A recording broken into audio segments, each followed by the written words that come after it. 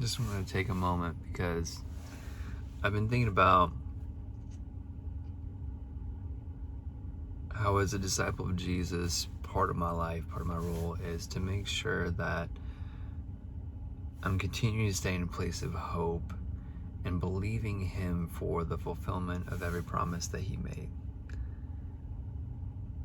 And I think some people take the promises of Jesus, the things that we'll see in this life and in the age to come, they take them, and because they haven't happened yet, they take them and they want to allegorize them. They want to hijack them and convert them into an allegory. They want to make them spiritually metaphoric and give them spiritual significance, but no actual tangible fulfillment of promises.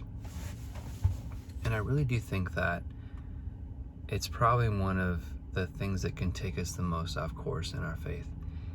And I was thinking about the apostles on the day of Pentecost, and they were told to go and wait, and that the Holy Spirit would come upon them to give and empower them to do everything He had said.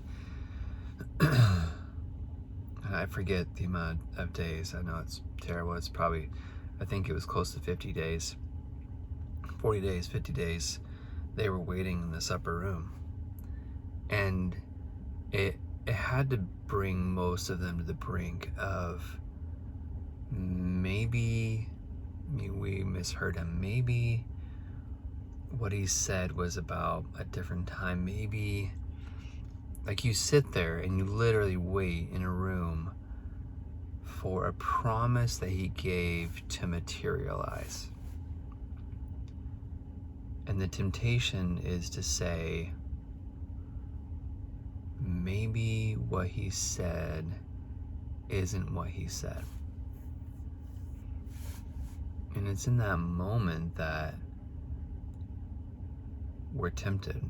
We're tempted just like Adam and just like Eve in the garden. We really are. We're tempted to change what God said and to question what He said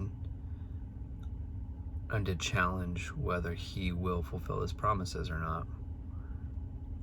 Because that was the thing in the garden. It was like, all right, well, maybe He didn't say that, or is that really what He said, or is that what He meant, or whatever it is. The moment that we begin to say, I don't have to remain open to seeing His promises, and I don't have to subject myself to disappointment anymore, is the moment we open ourselves to disobeying God. Every course of action, every sin starts there.